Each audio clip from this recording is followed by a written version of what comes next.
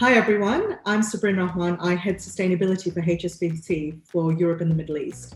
Today, I'm joined by Jesse Blake to share some of his no waste recipes for us this Ramadan. I'm incredibly excited to be spending some time with Jesse, who is joining us virtually from my home country in Australia. While many of us are apart, it's lovely that we can still spend time together virtually and learn, grow, and understand the individual differences we can make to our lives to help contribute to a more sustainable future. Hi Jesse, how are you? Hi Sabrin, very well thank you. I'm excited to get cooking and getting started.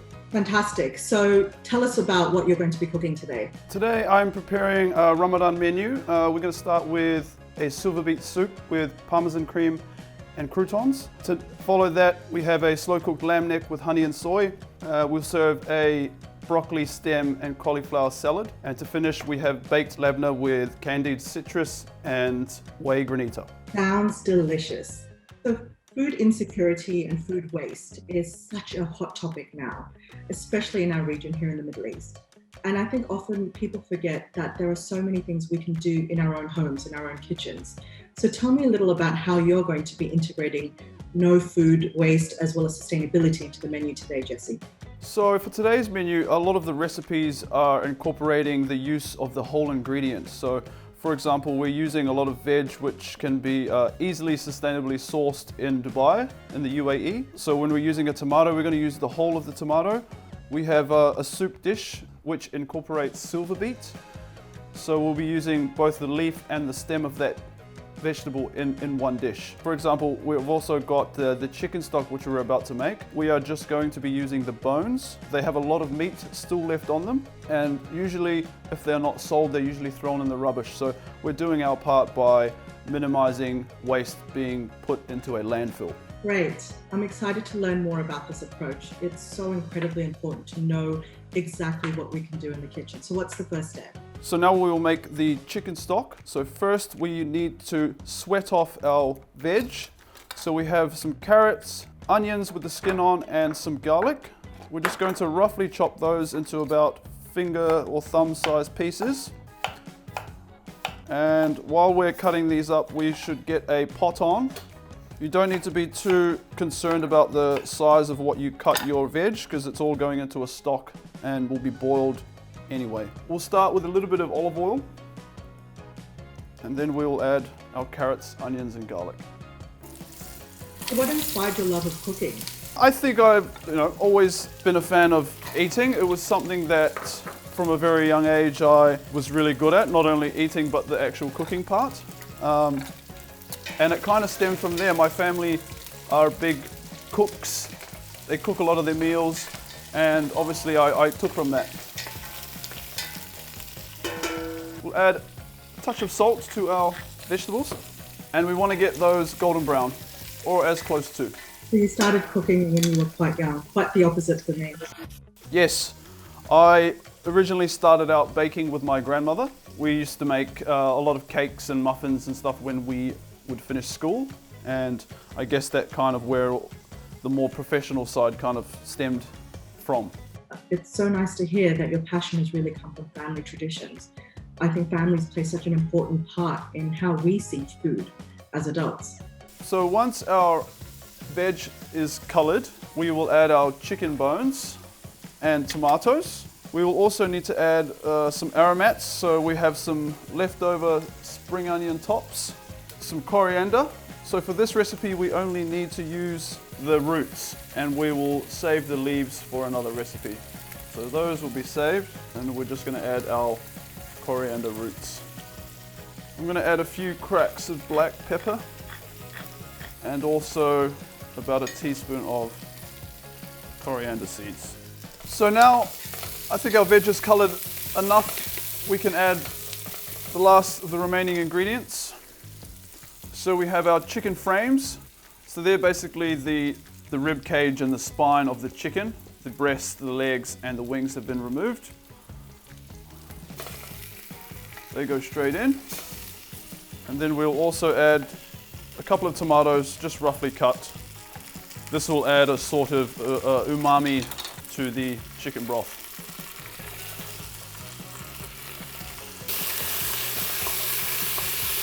And then we are going to just cover the chicken frames with water.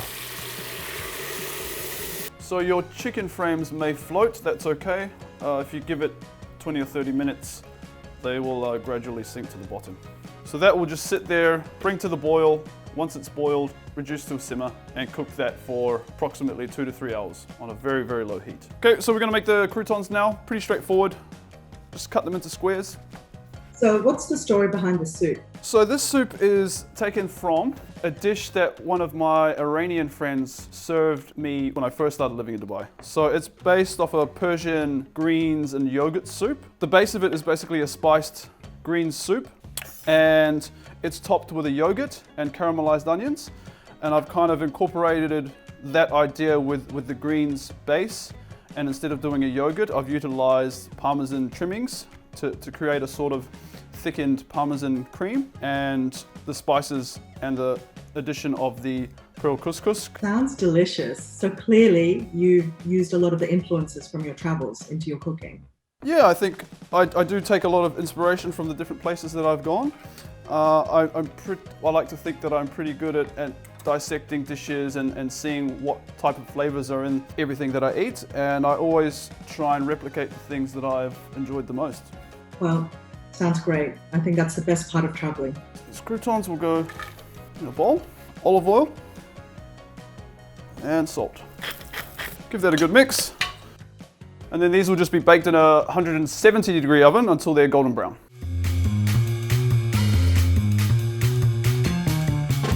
So our next step for this soup is to make the Parmesan cream. So first we need to heat some cream. We're gonna do a ratio of 2 parts cream to 1 part of the cheese rinds, and then we'll heat that up.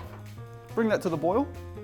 While we're waiting, we will grate all of our Parmesan rinds. If you're ever at home and you use a lot of Parmesan at home, always save the ends because they still have a lot of flavor. The skin on a Parmesan is quite thin, and you'll be able to utilize every kind of small bit of that. So we have our microplane again, and we're just going to, this just helps the Parmesan rind to incorporate nicely into the cream.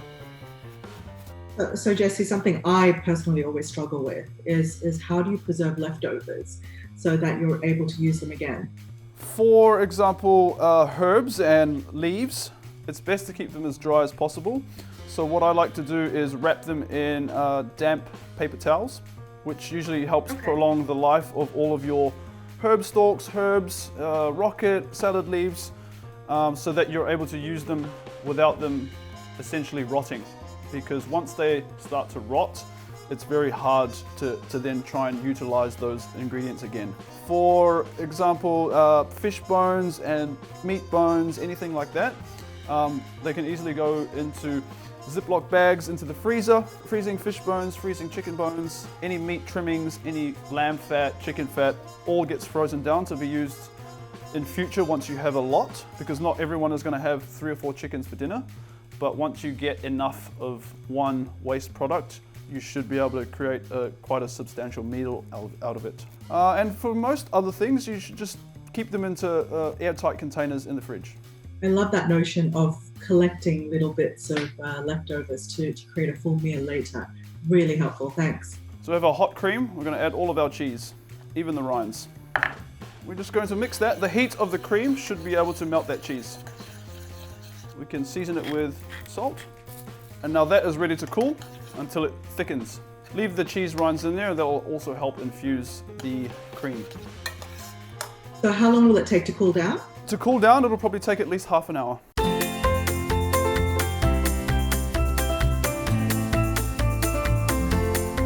First, we will add a small amount of oil, followed by our diced onion.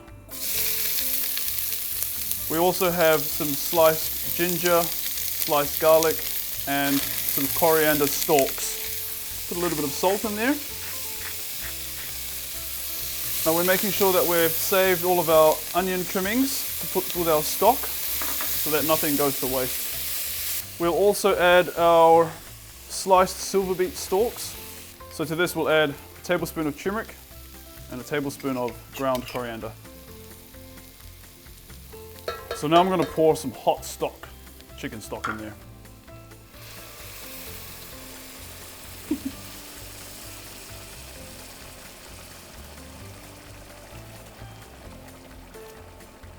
And that will just cook down for about 20-30 minutes. And then we will get our greens, just break it up. Half a lemon juice, more salt. Okay, so our soup has been cooking for approximately 30-40 minutes. As you can see, the silver beet is completely broken down. We're just going to help it out and bring everything together by just giving it a bit of a stick blend. Just gently pulsing.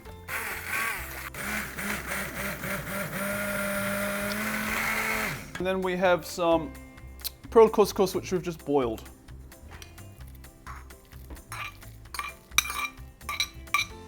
We need to check the soup for seasoning. It should be very hearty, very warming. You should get a kick of lemon and turmeric, and it should be well seasoned. That's our soup. It's ready to go. Okay, so our soup is ready. So is our Parmesan cream, our Arabic bread croutons, and our coriander for our garnish. So we're ready to plate now. So we try to plate in a deep bowl so that you can fit a lot of the soup in. Give it a good stir so you get some of the pearl couscous that is soaking on the bottom. We go 2 ladles per portion. Top that with some coriander that was left over from us using the stalks and the roots. I'll top it with some of the Parmesan cream. So it's kind of set when it's gone cold. I'm just going to mix it so it's nice and smooth. And then we're just going to drizzle that over the top. Add a squeeze of lemon. Some of the croutons. You can go pretty generous with these. And then just a little bit of olive oil to finish. And there you go, that is my silver beet soup with Parmesan cream and Arabic bread croutons. Looks delicious. Times like this, I wish we weren't doing this virtually. I'd love to taste it.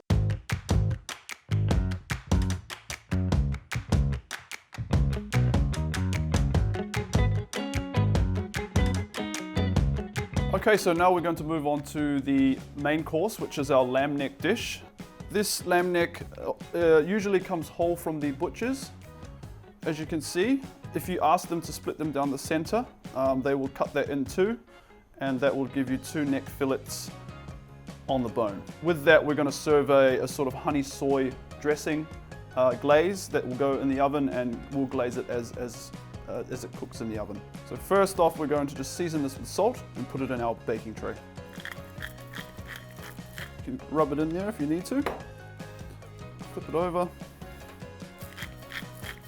So that's a pretty uncommon cut of meat, isn't it? So the lamb neck is usually the cut that doesn't get sold at butchers. Usually goes as part of the carcass and ends up just being used for lamb stock or essentially dog food.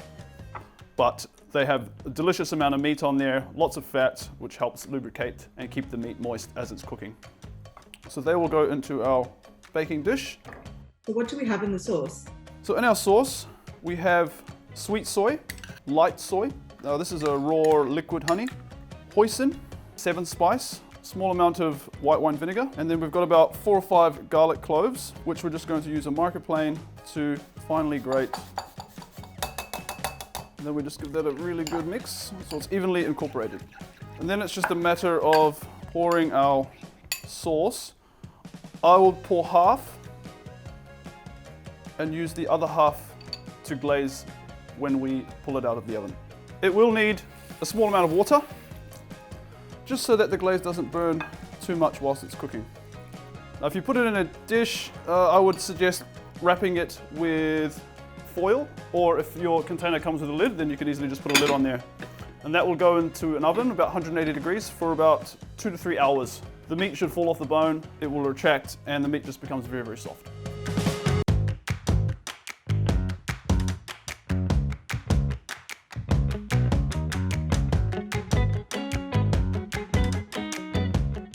Just brush with the remainder of the glaze, and then return to the oven. So I see some new leftovers. What are we doing now?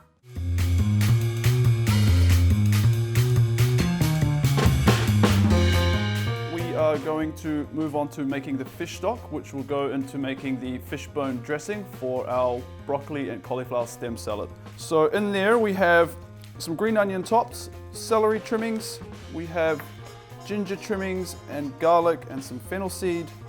Then we have half an onion, and then we have a fish frame with both the head on. We've just removed the gills and the guts. This we can just break up pretty casually, and then they go into a large saucepan which can fit about 5 litres of water. That goes in also. Ginger and garlic. And then all we need to do is just top that with water. So we want to bring that to the boil. Once it comes to the boil, we'll drop it down to a simmer and cook it for about half an hour.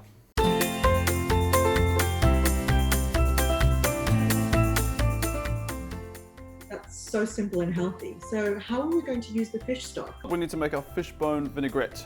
So to start off, we're going to add our fish stock. We need about a cup of that. Be sure to save these lemon skins or lemon peels. We can use them for our candied lemon for our dessert. To that we'll add about a tablespoon of fish sauce. We have some chili tips, just a little bit of chili scraps. We'll probably add about 2 tablespoons of that. And then we have a mixture of things that are normally left over in the fridge. So we've got, some half wilted bunches of herbs.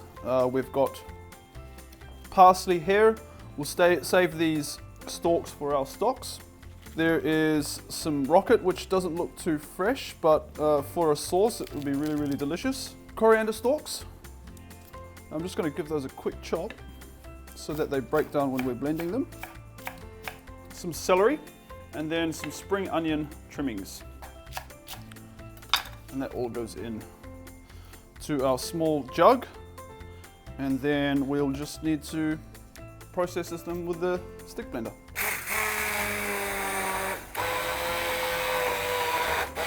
Then we'll add a small amount of oil.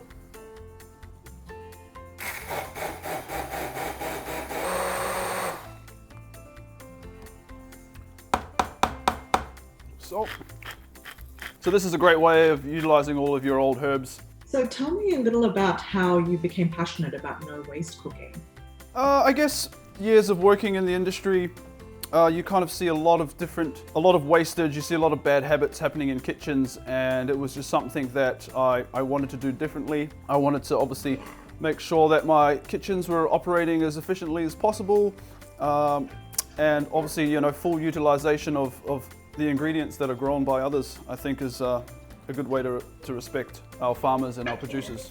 I couldn't agree more, and I hope that other chefs take a leaf out of your book. So we'll just pour our sauce in a little pouring jug, and we'll set that aside ready for our main dish.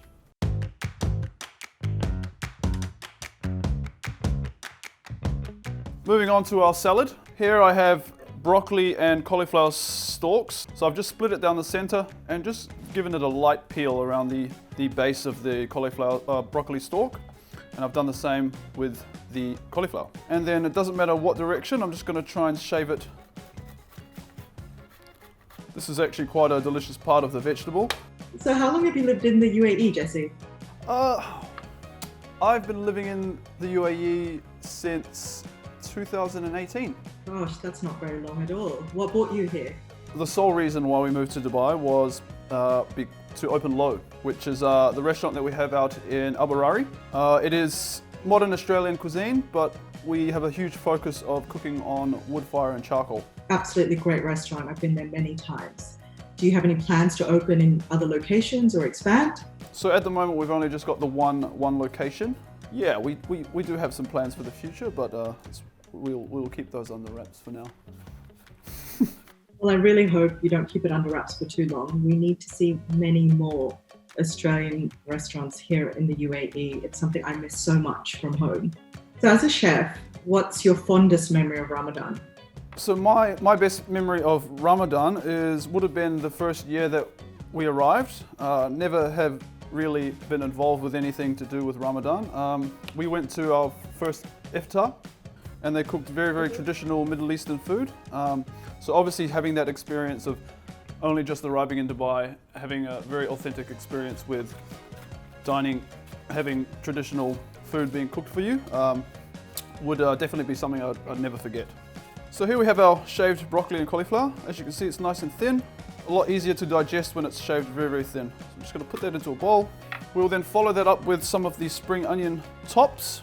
Now it's best if it starts to deteriorate like this, we'll just get rid of those parts. It's not really that pleasant to eat that part. So we're just going to cut those very, very thin. Then we'll add that to our salad. Also some of the chili trim that you may or may not have. This is obviously optional if you're not used to having a lot of heat in your dishes. You don't have to add it. It's quite difficult to have fresh components when it comes to zero waste or utilization of waste products, simply because they don't last very long. They don't have a very good shelf life. But if you go through the correct storage procedures, making sure you're looking after every bit of waste that you can actually make it go a long way. So add the chili to our salad. We also have some coriander, which we had prepared from the other dish, the soup. I'm going to add that too. I have some toasted pine nuts and some green raisins and a bit of toasted sesame seeds. And because we have our fishbone dressing to go alongside our salad, we're just going to dress this simply with a little bit of lemon, some seasoning, and a little bit of olive oil. And that salad is done. Now we're ready just to plate that, and we can set it alongside our fishbone dressing.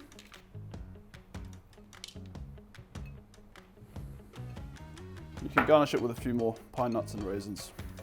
That's our fresh salad. Oh, the lamb's ready. Show me. Can't wait to see. So this is our lamb, which has been cooking for approximately 2 or 3 hours. As you can see, the glaze has really penetrated the lamb. We're just going to make sure that we give it a good baste. We've already basted it 2 or 3 times already, and that's well coated in our honey soy glaze. So now it's just a matter of manipulating it slightly. We'll finish it with a few toasted sesame seeds. And then a bit of fresh lime.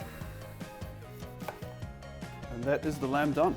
So our lamb course is now finished. We have our lamb neck with honey and soy, our broccoli and cauliflower stem salad, served with a fishbone vinaigrette, and then we have some warm tortillas to wrap everything together. So you would grab a bit of the lamb, some salad, pour a bit of the sauce over, squeeze a lime, easy days. That's such a fun alternative for iftar. I think something even the kids would love. How does it taste? Yeah, it's pretty good. Gosh, leave some for others. So now that you've enjoyed your taco, let's talk about dessert. So I believe you're making a baked Lebanese cheesecake with Whey Granita. What's the first step? First, we need to hang our yogurt overnight. So to do that, we will need to get a bowl with a strainer. If we have a blue cloth, which will help separate the whey from the yogurt, press that in there, and we will put our yogurt into the cloth. We'll fold all the edges up to make sure it's nice and tight, and then we will put this in the fridge so that all the whey comes out of it, so that we're able to use the yogurt for the actual cheesecake. So here is our yogurt, which we have had straining overnight.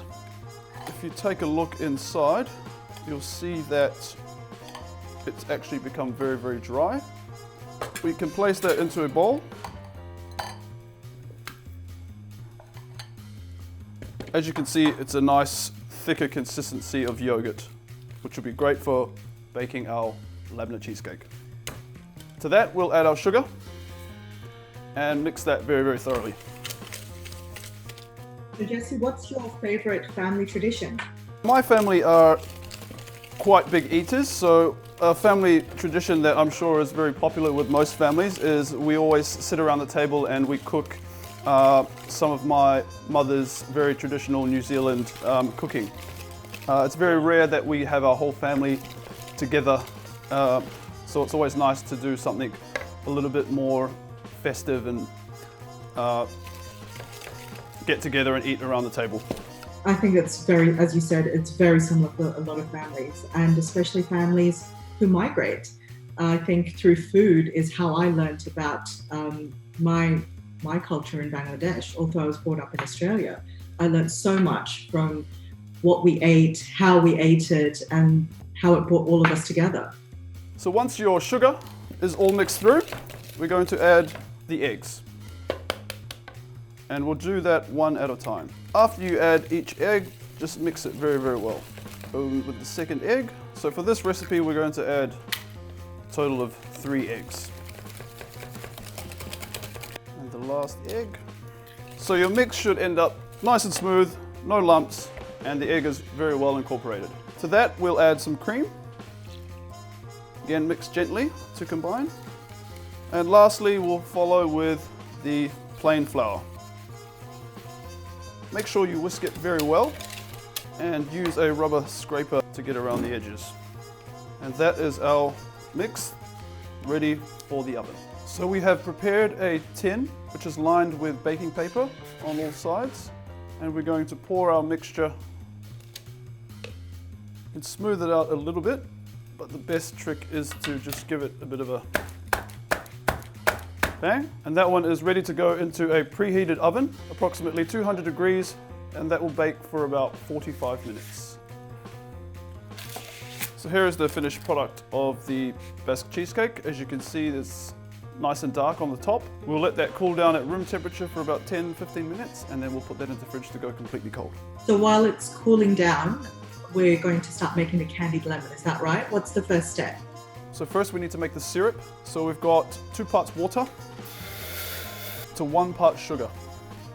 So our sugar is boiled and dissolved in the water. Just going to drop it down while I very thinly slice lemons.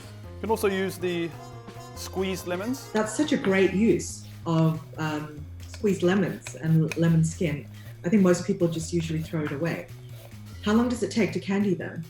So if you slice your lemons nice and thin, they should only take 3 or 4 minutes boiling, and then we'll take them off the heat and let them soak up that sugar. That's really quick. Okay, so now we need to make our Whey Granita component for the dessert. So yogurt has been hanging. What remains is the whey left over. So if you've hung half a kilo of yogurt, you'll get about 250 mils of whey. To that, we're going to add a couple of tablespoons of honey and just mix that through. And once that's incorporated, we will put it into a container and put it in the freezer so it is to freeze solid.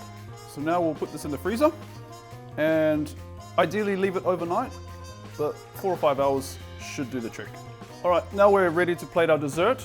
So we pull out our baked labneh cheesecake, which we cooked earlier, and it's been in the fridge for about an hour. It's nice and set, nice and hard, and we just need to release it from its tin. We're just going to cut a very nice even slice of this cake. So what's the trick to cut the perfect slice? I tried to use a hot knife so that it cuts through very, very easily. So we have our slice of labneh cheesecake. We're going to top that with some of our candied lemon or candied citrus. So just a little bit on the side. Very, very strong, so you only need 3 or 4 slices. Put a little bit of the syrup there. Here is our Whey Granita, which has been frozen hard, and gently scrape to create a sort of shaved ice. So this should be really, really well balanced. It should have sourness from the whey. With a little bit of olive oil, just around the edge. And that is your baked labneh cheesecake with candied citrus and a whey and honey granita. That looks absolutely fantastic. And that's it. Our 3-course no waste menu is done. Thank you so much for joining me today. And Sabrin, thank you so much for joining me virtually. It's been my absolute pleasure, Jesse, and you owe me a meal when you're back in Dubai. Thanks for sharing these great recipes, which I can't wait to try at home. To everybody who's joined us today, thank you so much for watching, and Ramadan Kareem.